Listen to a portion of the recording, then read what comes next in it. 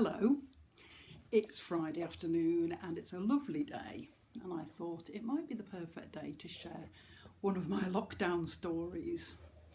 So I've been writing short stories based on nominated works of art, just for the fun of it, nothing else really. And the first one that came was just a little personal whim. It kind of kicked it all off, but it was the image of Van Gogh's Sunflowers. If you're not familiar with the image, go and Google it. It's one of my favourites. And so I found myself one day just writing this little story. The first draft of it, I have to admit, I have since tidied it up a bit, because since this particular story came, I have asked my friends and family to nominate their favourite pieces of art, and I was looking for 50, and I got my 50 pieces of art, and each of those will have a story attributed to it. So this is the first story that kind of kicked things off, and it's called Supermarket Flowers. So make yourself comfortable and I shall begin. Dee felt she might have preferred her flowers to be delivered by a dark green liveried van with a chirpy smiling driver who would rap on the front door and hand over a crisp white box containing the perfectly selected blooms, possibly tied with a coordinating glossy ribbon, or maybe a rustic hemp string artistically wound round the stems, finishing with a little dangly thing made of wood and an embossed butterfly or a love heart.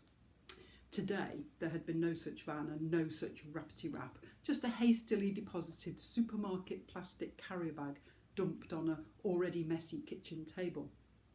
Of course there was no vase to be found, and there never is when you need one. It didn't seem right to use a jam jar. They were after all a gift, and however lowly their provenance, they deserved better. A good rummage around the cupboards revealed nothing usable.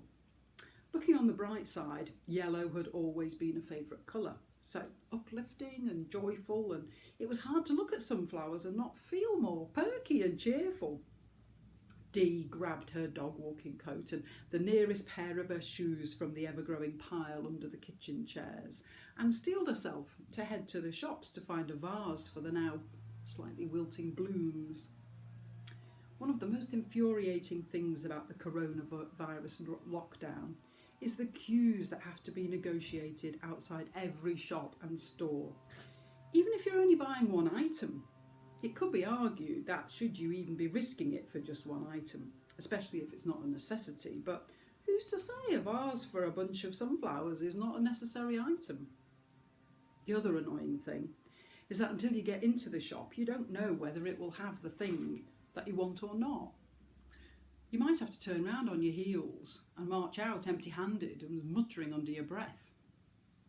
The queue outside Wilko's was already 6 deep. Not everyone was observing the 2-metre social distancing, and Dee could tell the member of staff on the door duty wasn't really putting her heart into it. When one woman shuffled ahead of a young couple, she did nothing to intervene, and a verbal scuffle broke out, and the young couple accusing the shuffler of queue jumping, and the shuffler stoically telling them to shut the fuck up, and stoically continuing her slipper-shod trajectory straight into the store. She didn't even wait for someone to come out, and the Wilko girl just looked a bit vacant, shrugged half-heartedly and went back to texting. When her turn finally came, Dee headed straight to the back of the store, remembering from previous visits that this is where the decorative household objects were displayed. There it was, top shelf, just towards the back, the perfect repository vessel for her sunflowers. A sturdy-looking pot with a nice round belly and a good capacity, in a 2-tone ochre yellow glaze.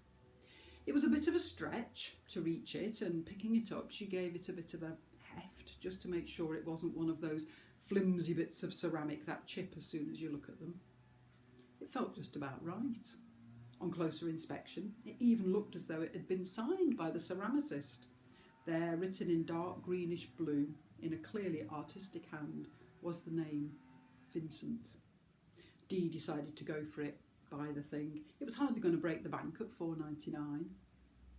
A bit more social distancing and another slow 2-metre shuffle towards the till, and one contactless payment later, and the vase was hers. Back home, the sunflowers were already threatening to droop, but hadn't quite hung their heads. Once they were in Vincent's vase with a good slug of cold water and half a soluble aspirin. It's a cheeky florist trick to keep flowers fresh. They perked up and looked a rare treat.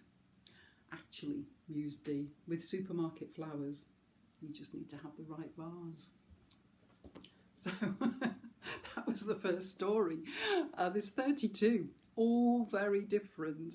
Some sad, some a bit dark, some quite thought-provoking, some very funny, and some, if I say so myself, very clever. Anyway, at some point in the future, these stories will be compiled into some kind of book, and hopefully those people who contributed will be able to enjoy them in the context of all the other pieces that were nominated. So I hope you enjoyed the little story, and happy Friday. Bye.